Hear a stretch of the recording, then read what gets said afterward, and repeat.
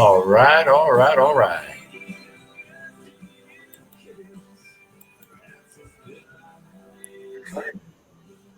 And welcome to the Amputee podcast. We have at least I'm one of your hosts here, Eric Quander, but everybody calls me Mr. Q. And welcome to the show. Hope you enjoyed a little bit of that Midland we were playing. Warming up to the show. I was getting a few things done technically. I think I've got to turn that off now. Done. In the air. Can everyone hear me clearly? Please give me a thumbs up if you can hear me. All right, excellent, excellent. And so we have tonight with us, we're looking to add my co-host, Miss Chef T. She should be joining us shortly. Actually, I think it might be in private chat. Oh, that's Jay logging on. And here we are. And now I want to actually go back and check my stream to make sure. Is there any reverb or bounce back that you gentlemen are hearing? No. Sounds clear? We're all clear. And if let's start off by you gentlemen introducing yourselves. And let's start with you, Casey. Casey Pieretti, Bologna. We can't hear you right now. No. Jay, can you hear Casey? I can. I can't You hear can or anyone. you can't? Let's see here. I can hear you, Casey. Okay. Well, that's all that matters, right? We'll just carry. One moment. One moment.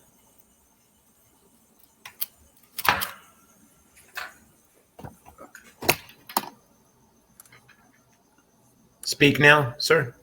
Okay. Casey? Can you hear me? No, one moment. Your sound is not coming in through to me. One moment. Oh, I have to change the mic setting. One moment. Yeah, I understand.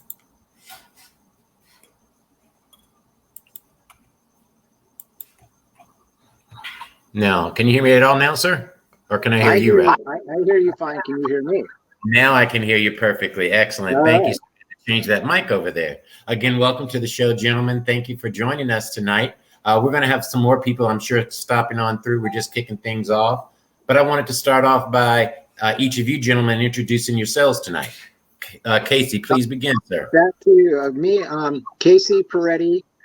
I've been an amputee since 1985, and I've had some interesting jobs since I've lost my leg. I've been a pro skater for Team Rollerblade. I had my own inline skate team, toured the country for 10 years, did schools to NBA halftime shows, ended up jumping into the entertainment world as an actor, got picked up as a stuntman on a movie called Starship Troopers back in 96. One of my top 5 movies of all time. Pardon me? Starship Troopers is in my top 5 movies of all time. It was a fantastic movie to work on, to say the least, but I love it too. Yeah, but please continue. And so I've been doing stunts since really 95. I did a video for Alice in Chains called Rooster. Mm-hmm. Really? And then I got an interview to do Starship, and I kind of rewrote the scene that they were doing with equipment that I could build, and kind of got known for that. Got known that I could run faster than most of the able-bodied stuntmen and actors because I overcompensated. Yeah. And have been doing that ever since, as well as building my own equipment and my own prosthetics for, in conjunction with some prosthetists.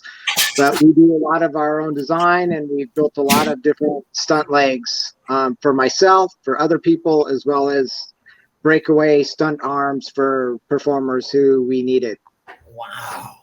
Fascinating stuff. And what were you doing prior to doing all this? Focusing on the skating?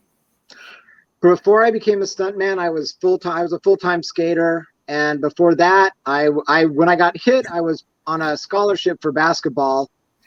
And I kept sports in my life, and I ended up hooking up with FlexFoot and a group called Cat Cam Sports back in the 80s. And Arthur Finiston, John Sabelich, and Tom Guth. And Tom Guth in San Diego was making my legs back then.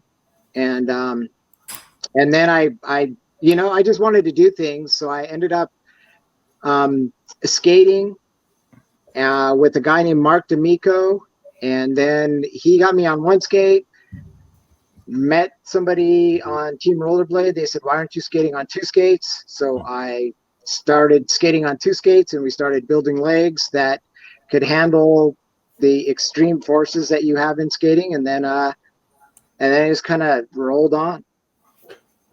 I mean, brilliant, man. I mean, that is intense right there. That's damn cool.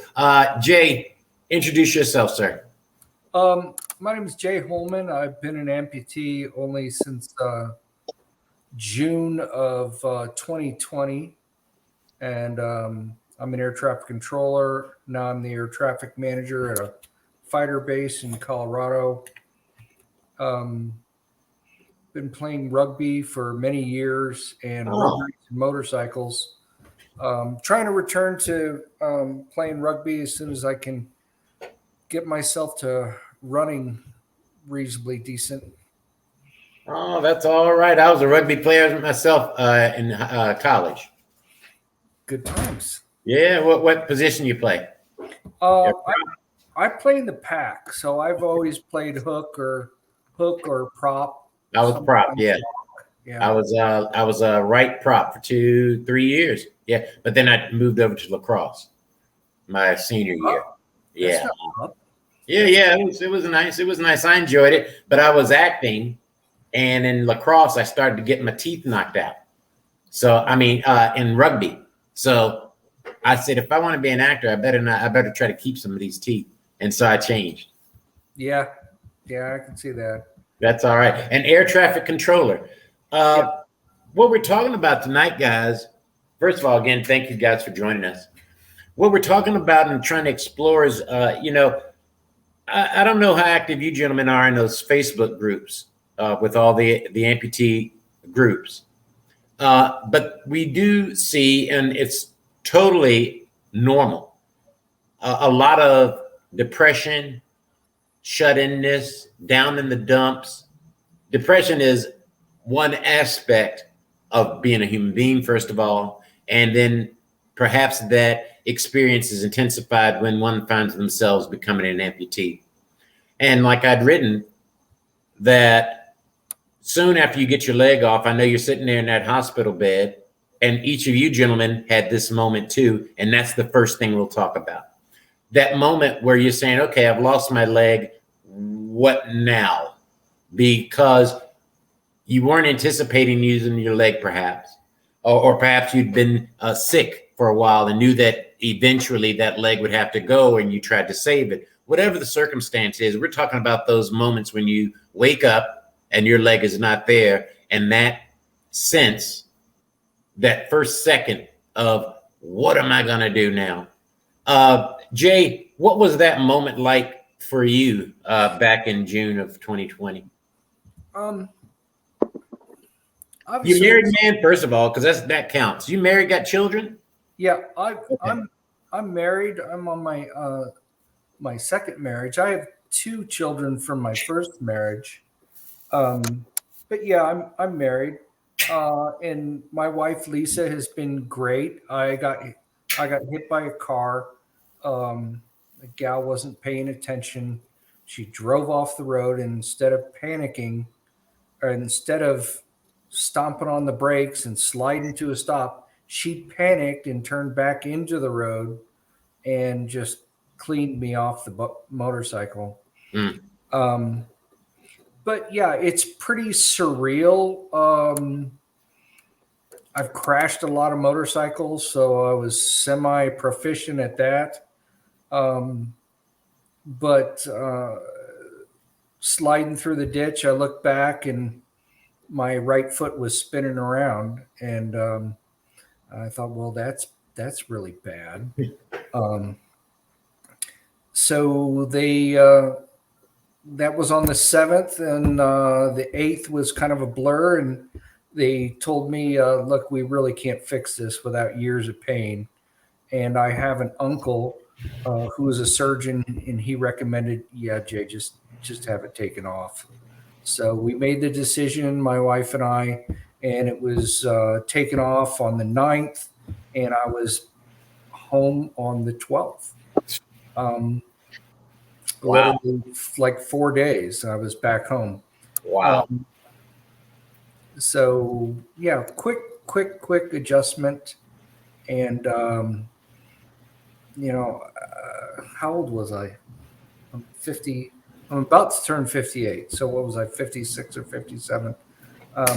Still a lot to do. Yeah. And in my line of work, I can't be on any painkillers. I can't be on any drugs. So it was wean myself off the gabapentin and the painkillers as fast as I possibly could, just so I could return to work. Yeah. And I didn't really experience any pain. Surprisingly enough, I didn't even leave the hospital with painkillers. That's all. I was in the hospital. I said, keep them. They gave them to me, I think, that first morning when I woke up. But then I told them, I said, oh, no, I don't do drugs, man. So keep that stuff. I'll deal with it. Yeah. 3 weeks. What did I do? Maybe about 3 weeks. And then it was like, okay, I gotta get rid of this. Yeah. And then gabapentin, I'd read all kinds of horror stories about. Yeah, me too. Yeah. Gabapentin, so I didn't want to have anything to do with that. Yeah. So. But so when you wake up, okay, so you knew that leg was coming off. You're below the knee, right? Yes. You knew that leg was coming off. Tell us about. We all understand that process of making that decision. Okay, it's got to come off. But when you wake up and it ain't there no more, what were you feeling? What were your fears that you were dealing with, maybe? Well, for me, let me start with me. I told my wife, I said, you didn't sign up to get married to no man with no one leg. And so if you want to get going and get a man with 2 legs, I understand that. Because I didn't know how I would feel if my wife had lost her leg. I don't know how I'd feel. So yeah. I put that out there because I'm of the mind, I like to kind of know my playing field as I'm going into battle. So if I was going to do this thing on just me, I had to figure that out. Luckily, my wife stood beside me throughout that process. And it all still comes down to the individual. You can't determine what someone else is going to do. You got to make that decision for yourself. I'm not going to be in this chair. If I'm able to, I'm going to get up. What was that process like for you? That was one of my big motivations, just to keep, okay, I don't have time to be messing around. Yeah, much the same. I had shit to do. So yeah, man. Dealing around with feeling sorry for myself and right. What do you about it? When I see those folks online, and see that's what this show was started because I'd just seen it and it frustrates me. But then what I've learned is that it's not about the amputation. And that's what I'm trying to communicate through this show. Whatever issues or problems you have that you think are strictly because of your amputation, that is not the truth. Whatever issues you're dealing with may have been intensified because now you can't run, literally. You literally can't run away from yourself. You're going to sit and you're going to deal with yourself. And so that's why I look at my amputation as a big blessing. Luckily, I had done a lot of the groundwork previous to the amputation to where I knew I was going to be all right, no matter what. I was going to be fine. And I was going to figure this out. Come back to you, Casey. Tell us about those first moments when you woke up, man. Now, here you are. You used to using your body. Right. So I was 19 when I lost my leg. And I think the first thing, it took about 10 days of multiple surgeries for the doctor and an airplane flight. Like I moved hospitals and everything. And first thing is I felt lucky to be alive because I got hit by a car and I was crushed in between 2 cars on a highway. So I was hit by a 1972 Ford LTD going about 55 plus miles an hour on a highway while I was pushing a 1969 God, what was that? It was you're asking me to go back so many years. That It was like LTD. a Camaro. Yeah. The LTD hit me, and I was pushing a 1969 car, and that we fixed up, had a big block in it. We were out racing, and I got crushed and pinned in between the two cars at about 55 miles an hour. The guy who hit me was passed out, but this was 1985, and it was a little after midnight in Carson City, Nevada, small town, no cell phones. The car behind the car that hit me was this young girl, probably 21, 22. And then there was an EMT behind her. And so he said, go call for an ambulance. He put tourniquets. I severed both arteries in both legs, so I would have bled out in under 4 minutes. And he had tourniquets on in the first 30 seconds. I was in the hospital in under 15 minutes from when they made that phone call. And so I just kind of looked at everything. When I woke up 3 days later in intensive care. And even at that point, I knew that I was lucky just to be alive. And I was like living on a second chance already. Dang. So my mom didn't like the hospital. She didn't like the surgeon in Carson City. She had me flown to UC Davis, which saved my knee. I had a great surgeon.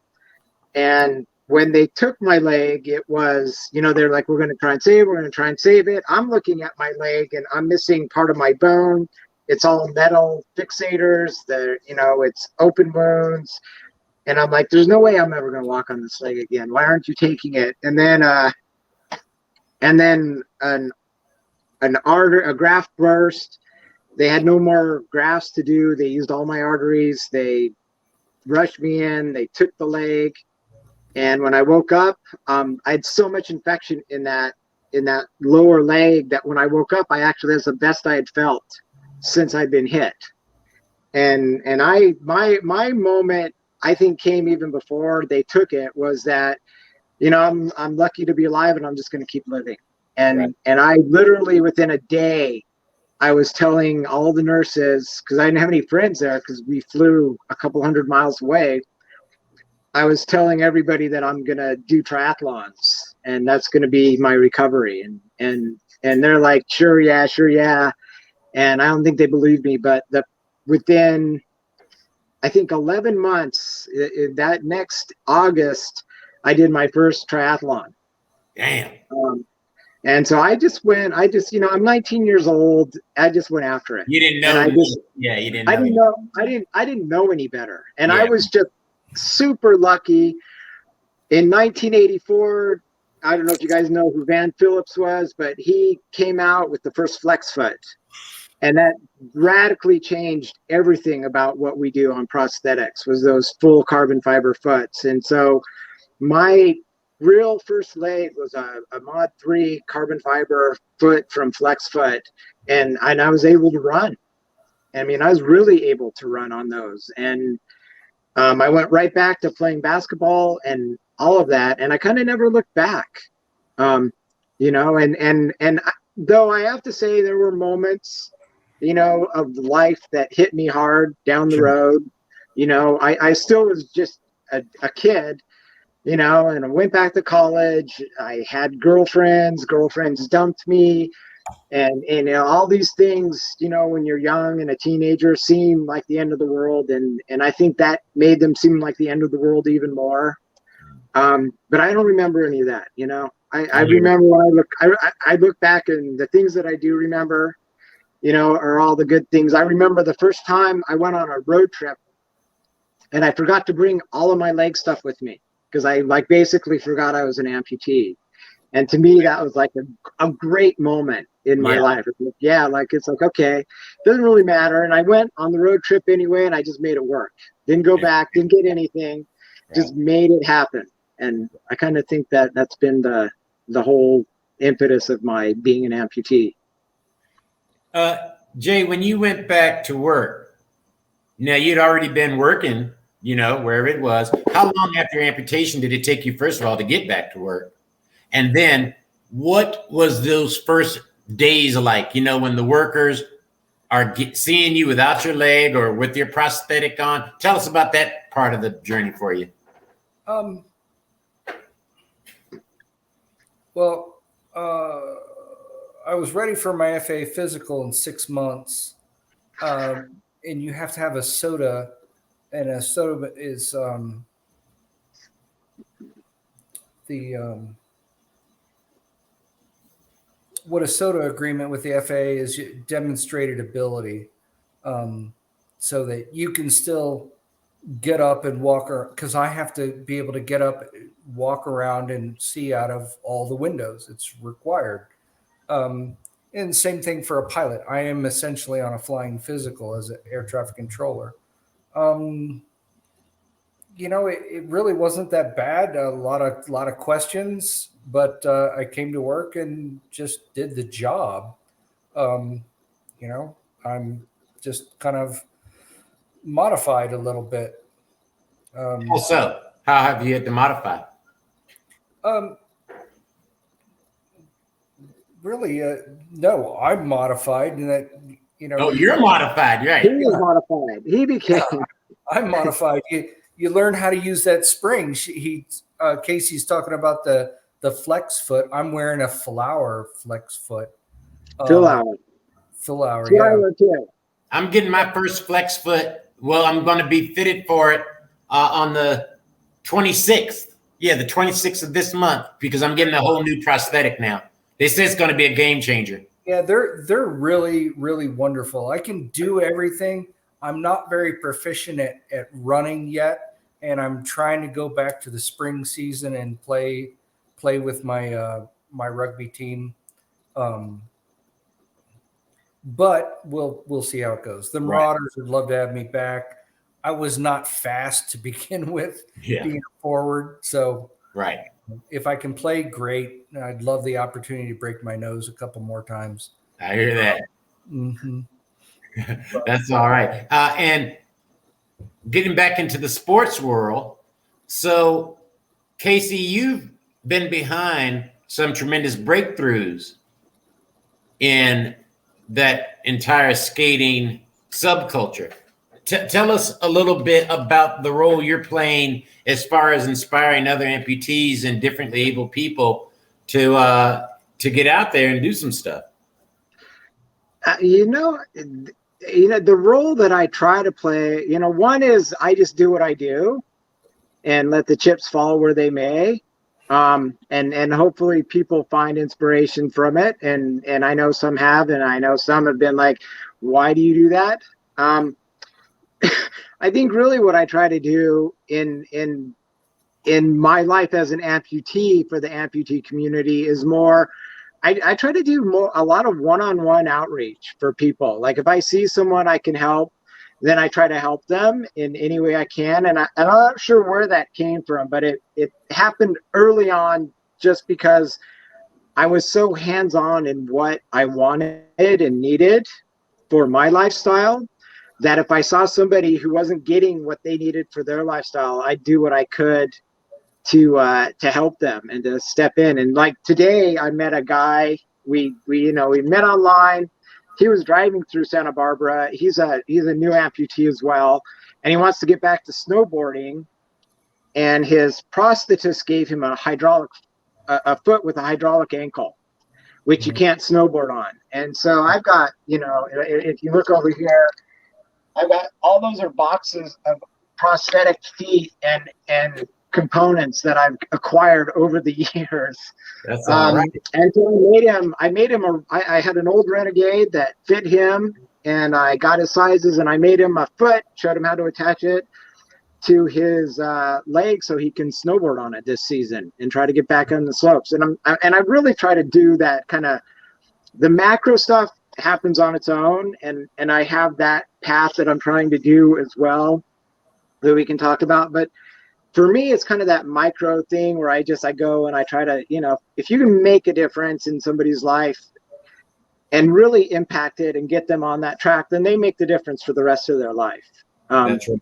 You teach them how to, and that's kind of where I think if everybody kind of tried to do that, then the macro would just take care of itself. And the micro, if everybody's kind of being busy little bees doing their own thing, helping people, learning from other people, which is all really easy now. You know, when I lost my leg, Yeah. there was no internet. Yeah. There was, you know, and I wanted what I wanted, and I wanted the best that I could find. And I went and I took all the magazines from my prosthetist office, and I called everybody on the Me phone. too. I sent letters, and I went after, and I'm like, and that's how I found the CAD Cam group. Is I called them on the phone in Miami, and I'm like, hey, I'm this, like, you know, 20-year-old kid, played basketball, and I want to do sports, and you guys look like you're doing interesting stuff. And they flew me to Miami to play on their basketball team. And that's Really? kind of how I met a ton of people in the beginning. In fact, it's pretty much how I met everybody.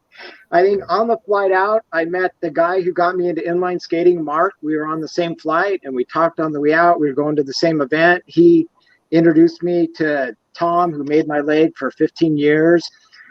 And, you know, it was just kind of, I just saw that as, that's what you do. When I was in the hospital, great example is my father worked for the governor of the state of Nevada. And unbeknownst to me, the governor of the state of Nevada that he worked for had lost his leg in Vietnam and was a below-knee amputee.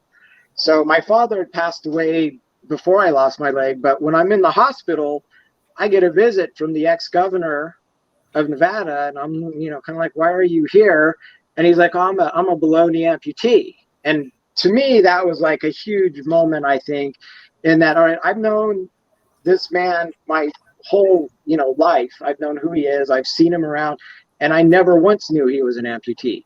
And I saw how successful he was. And so to me, I think that was my blueprint. It's like, well, there's nothing you can't do. You just got to go and do what you want to do. Still do it. Yep. And that never changed from the time before you had your leg and even afterwards. That doesn't change. So that's what I try to tell other amputees. If you're not going after what you want, it has very little to do with your leg. Right. And you're not going to get what you want. You say what there? Oh, and if you're not going after what you want, you're not going to get what you want. That's right. Because they're not going to give it to you. No. When I came to Los Angeles, as many people do, wanting to be an actor and wanting to get in the business, I wasn't fearful at all. So like yourself, I would get on the phone, go through the trades, get on the phone, and you'd be surprised who you get on the phone. I met so many people. My career went so far just because I picked up the phone. And hey, I'm calling. This is me. This is who I am. So even after when I got my leg off, I was still doing that. And the hospital, I get the magazines, just like you do. You get the trades. You call every name that you read. I find them and I call them. Hi, I'm this. I do this. I do that. What can I do to help you? This is what I'm looking for. So you can't be afraid to go after what you want for in your life there. You know, Jay, I am happy to let you know, sir, on the 26th of this month, I just got my confirmation today. I take my first glider lesson. Really? Yes, sir. I'm going to get that glider license. Yes, sir. I'm determined. I'm going to make that a goal for me to get there this year. You will really enjoy it. Everyone I know that's into soaring just loves it. Yeah. Super therapeutic. I saw a video in it. Just as a controller, I hate them things. Does what? As an air traffic controller, I hate them things. Why is that? Because you're a pain in the ass. Because it's not an airplane. You don't have to have a pilot's license. It's a kite with a person in it. Right. That's why if I tell you to get out of the way, you can do it at about 50 knots, and that's it. And that's it. Well, I saw it. You will love it. Video of it. It's wonderful. And I had seen it, throughout my life. You see it, but you don't think about it. Anyway, for some reason, I stopped on a YouTube video, and man, I found myself looking at this damn thing about 10, 15 minutes. And then towards the end of the video, they showed the guy who was actually flying it, and Lord knows he was a left knee, below the knee amputee. I said, oh, that's my sign. I better be there. I called him up the next morning and signed up. That's how you do it. So you got to take those chances and live the life that you want to do. I have a story. My wife's right behind me. I don't know if I ever tell this. Do I want to tell them this? I've been road racing motorcycles forever. and I road raced an Aprilia RSV 1000. And during the start of COVID, I actually did not want to road race in the first event because I didn't want to go to the hospital. And we crash pretty often road racing motorcycles, dragging your knee on the ground. Yeah. So my friend Joe and I were just going to go watch. And we were going to ride the back way down to Colorado Springs, below Colorado Springs, to go to Pikes Peak. And that's when the gal hit me with her car. So trying to avoid going to the hospital, I got sent to the hospital. So been road racing motorcycles for many years. My wife and I go up to Lookout Mountain in one of my British cars, and we're watching these hang gliders fly around. And I have this big smile on my face, and I turn to Lisa like, hey, and she said, no. Absolutely fucking no. You do enough stupid shit. I love that. But you thought about it, huh? Oh yeah. Yeah. I hear you. I hear you. Gliders aren't expensive at all. No, they aren't. They run about 8,000, I think, on the cheap end. Yeah. Because I looked at some of those prices when I'm looking up to buy one of those gliders that I'm actually going to get. I like to know, like I said, I like to see the playing ground before I get there so I can get an idea of how much money I'm going to have to get one of them suckers. Yeah. Now, Casey, what's next for you, man? What this stunt work is incredible, first of all.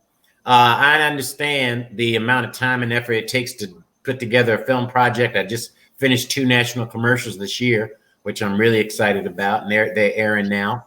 And I'm excited too. Yes, yeah. I'm pretty. My first 3 jobs were national commercials, and my first job, that commercial ran for 5 years, network TV every day. There, man. And I'm like, oh, this is like the greatest job in the world. Well, you ain't got to do it once, and then you just sit back. You work for 6 hours and you just sit back. Yep. Yeah.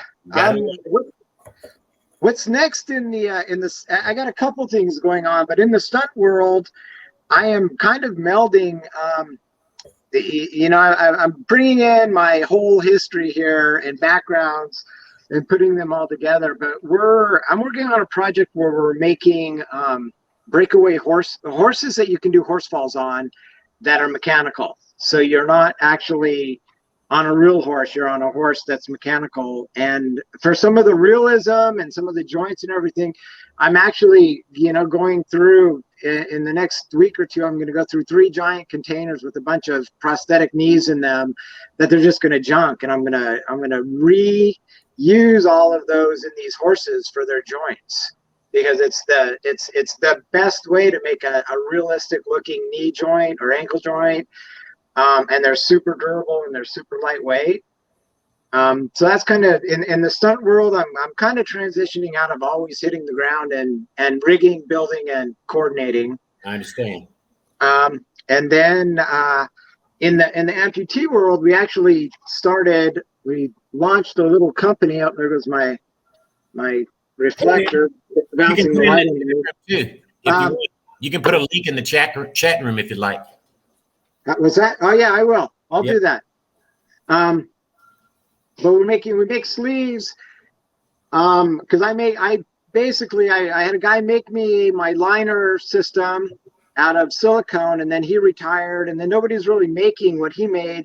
And when I was building my stunt equipment, I worked in a prototyping shop, and they specialize in materials, polyurethanes and silicones. And so when he retired and there wasn't anyone really to fill his boots, I just started making them myself. And so we've been making them for about 7 years, and we've come up with some sleeves that are ultra sheer, very thin, maybe a fourth of the thickness of regular sleeves, and they're reinforced silicone, and they're repairable, which is one thing that I love having, is that if I'm on set, on location, right, which is all I work now, if I tear a liner or put a hole in it, I can fix it in if I'm in my hotel room, I can do it in an hour and have it back to normal. But usually I carry 3 of them with me And if I pop one, I just put on another, and then I'll repair them overnight, and they're as good as new, which I think is a huge advantage. And then the other thing I'm doing is I'm going to start doing videos, but let me see. Let me grab. I have it somewhere here. There you go. I had it. Oh, here it is. So I'm right now thinking that everybody's got all these old prosthetics, and so like I'm gonna start doing videos on how to repurpose your old feet. And Whoa. So here's an old foot I had for stunts, a talus, and I rebuilt it onto an inline skate carriage, so it cuts down the weight by half. And so I'm going to start showing everybody on YouTube videos how to make, how to remake your old prosthetic into something that enhances your lifestyle. Yeah. Because it's just we as an amputee, you're going to end up with all these different feet eventually, and it's like, what do you do with them? And so that's what my was asking me today. What are you going to do with your old foot? Yeah. You can only have so many ashtrays. Quick question. When you're see, that's one of my issues. I have a small construction company as well. So I go through liners because I'm, outdoors, and in summertime, they're trash. I can go through a liner in 2 weeks. To repair them, I've been using a silicone glue. I don't like the way it's working though. What do you like to use? I use, ours, the difference is our sleeves are pure silicone. So when you use a silicone RTV over-the-counter silicone, it chemically bonds with our silicone. And so it's not a big patch. It's not gumpy. It's not goopy. Right, mine is gumpy, yeah. And it's none of that. It's super thin and super sheer, and you can't even notice it. When are you going to put it on the market? We're on the market now. We just launched this year. So What's the name of the product again, please, sir? We just call it a silicone suspension sleeve. We're not fancy. It's Amped Gear is the, let me see, where's the chat?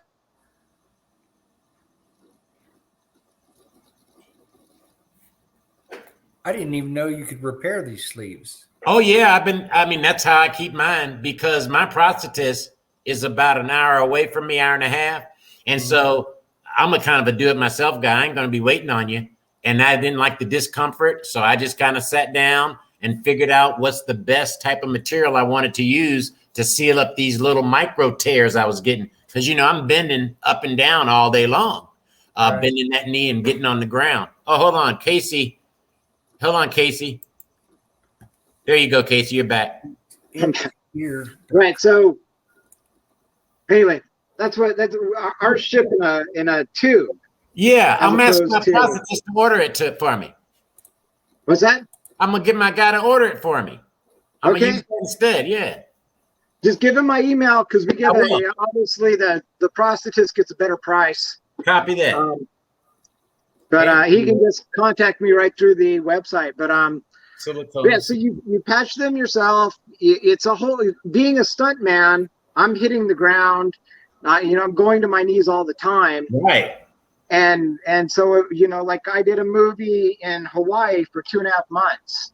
And I just started using that system, and I think I brought 4 of those with me, and I just repaired them. Every couple of days I'd go through, I'd repair them, and then I always had whatever I needed on set. Yeah.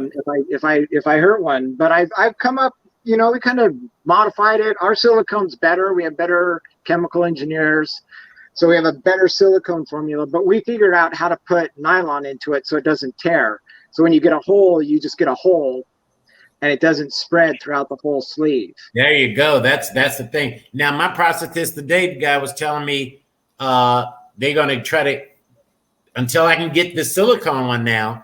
They're giving me one with a reinforced knee. And I guess it's a new Alps product where they've reinforced the knee specifically for active amputees that are bending and on their knees a lot and stuff like that. So I'll kind of let the people know how that works out for me. Yeah. And those make, And they're much thicker though. They thick. Yeah, they're about which makes it 4 hard inch to bend thick. your leg. Makes you get. You're in. I looked you up on your email. It says you're in 29 Yes, palms. I'm in the Yeah, in the desert where it's hot. So ours are. I can't. Ours are. That's what's down there. Ours are less than a third of the thickness. That's that, and that you can repair it yourself. Those are the game changers. Yeah, but I love them. I've been wearing them for 15 years now. Wow. And I can't imagine life without it. And there, there's I don't know. That's like I said. There's there's all kinds of things happening all around that make a huge difference. And and that's why I saw your post and I'm like, oh, I want to go on that. Absolutely. We all need to communicate a whole lot more. I did one of the Liner Wand has a little podcast. And I've been watching those, and they had this guy from Scandinavia somewhere who's making a running foot that he sells directly to amputees for $2,000. Wow, I haven't seen it. And you can bolt it right onto a pyramid fitting. And it's like, these are the kind of things, it's like we as amputees, I think, need to take more control of what we have. There you go. And what I learned is that your prosthetist, if you got the right one, they encourage you to do that. Because exactly. I'm always thinking of shit hits the fan situation. I got to know I can take care of my damn self because one day government may not be here. So I got to make sure I can fix my leg and know how to repair it and know how to get around on that sucker in case you can't get to the store no more. So fixing it yourself, I'm all about that. And now I'm actually learning more about the mechanics. My goal, now I got a buddy out here in the desert. He just passed away last year. But this old guy, Vietnam vet, he was making his own legs. So I want to get to that point. He could make his own leg from scratch. And I want to get to where he was. I want to be able to make sure I can build my leg in case this one breaks. Yeah, it's totally possible. Right. That's for sure. Now, what's next for you? What were you about to ask? And then I want to know what's next for you, Jay. I was going to ask him his sleeve. Now I'm using a direct socket. Can you use that with a direct socket? What's a direct socket? Well, they don't make a cast of your leg.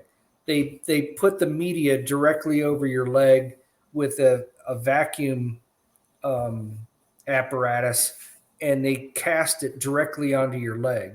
But like my amputation is still pretty young, so my leg is still maturing. Yeah. It's still changing shape. I'm wearing 10 flies right now.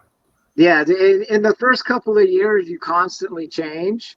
So I also make we make a sleeve, but we also make a liner that's all silicone, that's custom molded to fit only your leg. It's not a roll on. You actually slide it on. And at that point, when you get a couple of years into it, then I like that because if you look, let's see if I can do this. But I have a sleeve. Let's see here. Yeah. I have a sleeve, and then I have nothing like below or that rolls up over my knee other than that sleeve. And then my liner is actually cut right at the top of my socket.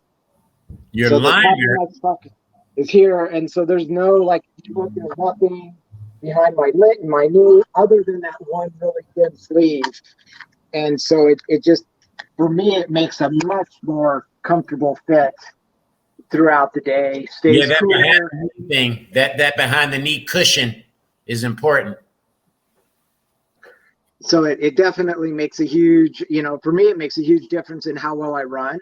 Because I'm not fighting two sleeves or a liner and a sleeve all that elasticity adds up when you're bending your leg. Yeah. And so all of that stuff kind of really changes how long you can do things as well. Like if you're like, you've been on a movie set, our days for a stuntman, we're doing 12-hour days. Right. And there's days that we're doing the same thing over and over, and they're super physical. And you got to have that longevity and that what's the word I'm looking for? Endurance. Endurance. Oh, endurance. Yeah. Yeah. Well, But those products, man, brilliant. And please put the links in the chat room if you're able. However, by the time I edit this and restream it, because I just take it through a little bit editing, I'll make sure I add it into the show's links. So it'll be a part of the show's links, the Amped Gear connection to the website. yeah, that's it. And Casey, tell us what's up for you? How much longer are you going to be working? Me as a stuntman? No, I'm sorry, Casey. I'm sorry, I'm Casey. Jay. This May I'll be at 13. I'm going to do 16 years as a state controller and be done. That'll put me at 61. Okay. And I'll be ready to. And what's next for you? I'm going to work on my British cars and do a little flying and play with my dogs. Amen. I dig that. That's all right. Exercise. I put on like 30 pounds after I got hit. I was in really good shape when I got hit, and Yeah. You get that lethargic. You put on weight really easy. Sure. Well, you know what? Surprisingly, I did gain a little bit of weight, but then I went back to work. I didn't start my construction company until after I became an amputee. Good on you. Yeah, I didn't start until after. Didn't really know too much what I was going to do. I just knew that in my region, we're rapidly expanding. I had to get in on that market. So I started a construction company. And I love it. It's very fascinating work. I learn a lot. I surround myself with men that know a lot more than I do. I just know how to run the business. Yeah, but they know how to fix the stuff, right? And it's a tremendous thing, and I'm going to be doing it for quite a while. But now that I'm going to start this flying and this soaring, I'm really excited about that. And like I said, I go for my first lesson on the 26th. You'll get hooked immediately. Yeah. Well, they said it ain't going to take too long before I got my license and I'm ready to roll. It's only a few weeks, really. I think it ain't too long. Yeah. The soaring rating, I think, is like 15 or 20 hours. I think you're 20 hours. Yes, sir.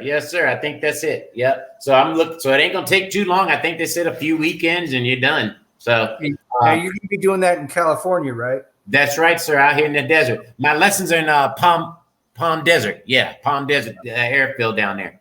I know where that is too. Oh yeah. I was a jarhead before I went in the Air Force. Copy that. Oh, you were out here in 29? Yeah.